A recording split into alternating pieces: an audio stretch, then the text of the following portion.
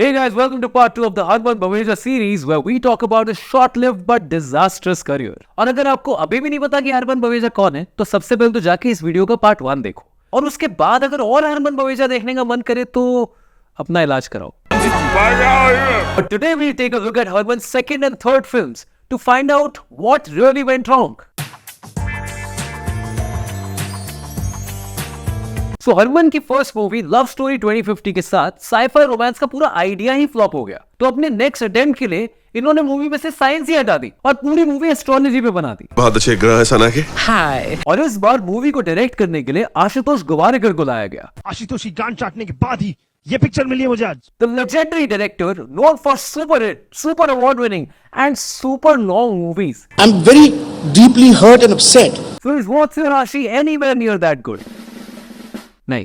देखो अब इस फिल्म की पूरी स्टोरी में इस वीडियो में रिकैप नहीं कर सकता क्योंकि इस 4 घंटे की फिल्म में बताने लायक स्टोरी ही नहीं है. जी भाई. और ये मूवी इसलिए खराब नहीं है कि ये 4 घंटे की है. K3 भी ऑलमोस्ट 4 घंटे लंबी है, वो तो सबको पसंद है. ये मूवी बेकार है क्योंकि इसके मेन कैरेक्टर की परवाह करना ऑडियंस के लिए इम्पॉसिबल है. मेरा नाम है योगेश भरत भाई पटेल. I'm not interested यार, मुझे सुनना ही नहीं है. So Harman plays Yogesh who is an NRI जो अमेरिका में मार्केटिंग पढ़ रहा है. And that's it. हम इस कैरेक्टर के बारे में सिर्फ इतना ही जानते हैं.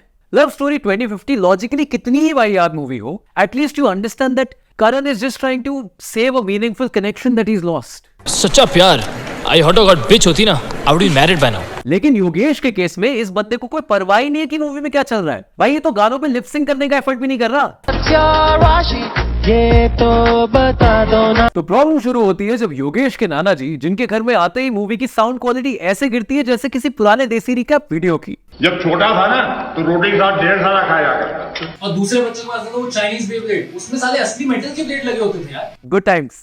वो डिसाइड करते हैं कि योगेश को उनकी सारी जायदाद तब मिलेगी जब योगेश शादी करेगा. तो फिर प्रॉब्लम क्या है? प्रॉब्लम यह है कि इनके एस्ट्रोलॉजर ने बोला कि 10 दिन में लक्ष्मी वर्षा होगी एंड इट इज इम्पोर्टेंट कि योगेश उसी दिन शादी करे. 20 तारीख को तेरी शादी है. क्या? पर 10 दिन में नाना जी की जायदाद तो बढ़ नहीं जाएगी. तो ये लॉजिक तो भाई मुझे बिल्कुल समझ नहीं आया. Mummy what's going on here? फिर एक्चुअल रीजन पता चलता है कि योगेश के भाई जेठालाल ने पूरी फैमिली का करोड़ों का लॉस करा दिया है, जस्ट लाइक इस फिल्म ने प्रोड्यूसर्स का. बड़े बदतमीज हैं आप. तो योगेश की शादी हो जाएगी तो नाना जी की जायदाद से सारा उधार चुका देंगे. तो सडनली योगेश में ये बॉन्ड गिरा दिया गया कि अब तुम्हें 10 दिन में शादी करनी ही करनी है. एंड योगेश इज लाइक ठीक है समझ गया. So they put a matrimonial ad in the newspaper and Yogesh experiences what it feels to be a girl who's just downloaded Bumble. कि अगले 10 दिन में हमें 176 लड़कियों से मिलना है. तो योगेश कोई एस्ट्रोलॉजी बुक पढ़ के सडनली डिसाइड करता है मैं हर संसाइन की एक लड़की से मिलूंगा. लड़कियां 12 तरह की होती हैं. और यहाँ मूवी अपनी सबसे पहली बड़ी गलती करती है. It gives Harman a limited and boring character and उसके सामने ऐसे टैलेंटेड एक्टर्स को खड़ा कर दिया है जो कंप्लीटली सारी लाइमलाइट स्टील कर लेते हैं. Me first, you second. It is actually very impressive how Priyanka Chopra plays 12 different characters in one movie. But problem है script writers की. उन्होंने 12 characters लिख तो दिए, but उनको 12 unique personalities नहीं दे पाए. इन 12 लड़कियों को आप easily सिर्फ 2 categories में split कर सकते हो. The modern career girls and the traditional homemakers. तो मुझे 2 शादियां करनी पड़ेंगी. तो योगेश इन 12 डेट्स पे अपनी थकेली बोरिंग पर्सनैलिटी लेके पहुंच जाता है और प्रियंका की परफॉर्मेंसेस इसको कंप्लीटली एक्लिप्स कर देती हैं. I'm not a virgin, Yogesh. भाई ये दोनों तो रियल लाइफ में डेट कर रहे थे, फिर भी इनकी ऑन स्क्रीन केमिस्ट्री नहीं है. आप ढोकला बनाती हैं? मैं यहाँ ढोकला खाने नहीं आया हूँ. और पहले तो मुझे लगा कि ये कितना जीनियस आइडिया है. ये बोरिंग थकेला इंसान इन 12 अलग अलग लड़कियों से मिलेगा और खुद एक कंप्लीट और इंटरेस्टिंग इंसान बन जाएगा. लेकिन नहीं, ये इन सारी डेट्स के बाद एंड में सबसे हॉट वाली से शादी कर लेता है.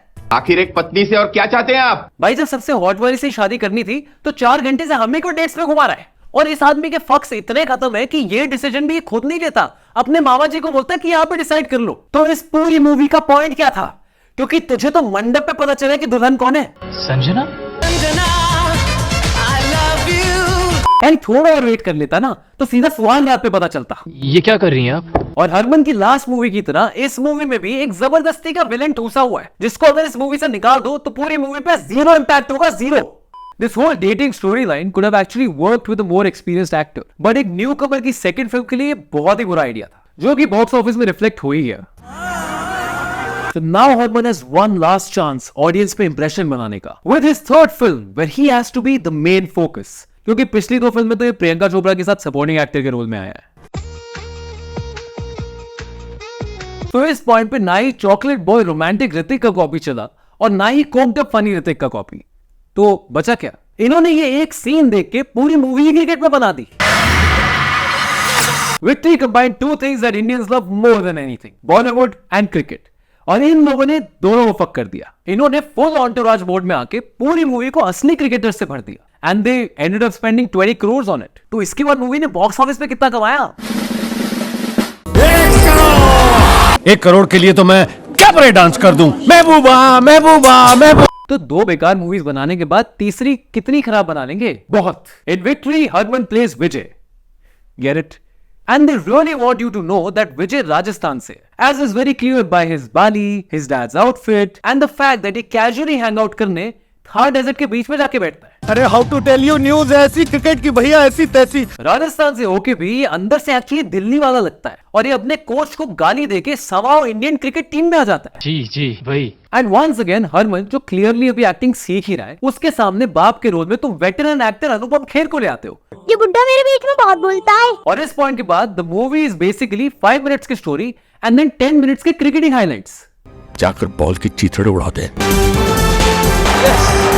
फिर कुछ मैचेस में अच्छा परफॉर्म करने के बाद विजय को लोग किसी कल्ट की तरह वर्शिप करने लग जाते हैं, जिस कल्ट के लीडर है सिद्धू पाजी। सारे जहां से अच्छा विजय शेखावत हमारा। He lives life kingside. And finally, after 3 films, Harman gets a good villain played by Gulshan Grover, straight आदमी हूँ, स्ट्रेट बात करता हूँ। महबूबा महबूबा मैं जिसको मिलते ही उसका कैरेक्टर डैन बिल्जेरियन का भक्त बन जाता है and completely gets into drugs, alcohol and sex.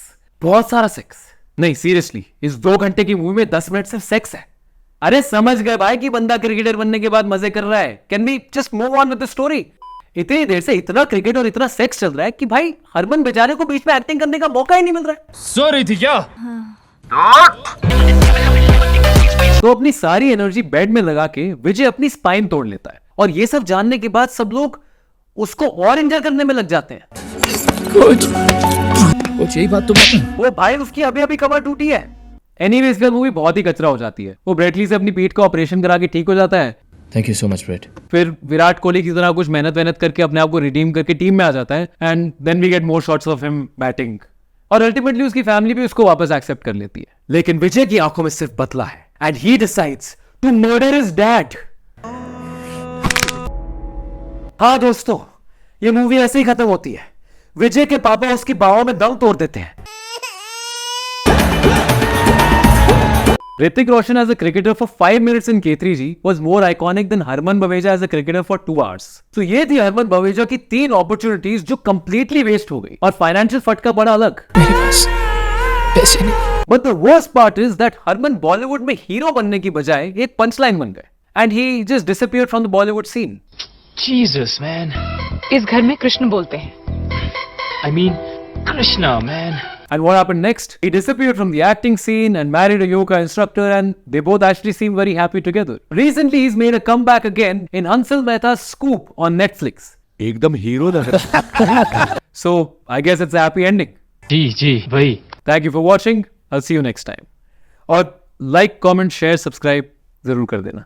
किनसे बात कर रहे हैं आप? ये तो बहरे हैं। This has to be the film where the थूक के रहा हूं मैं और चिल्ला भी क्यों रहा हूं।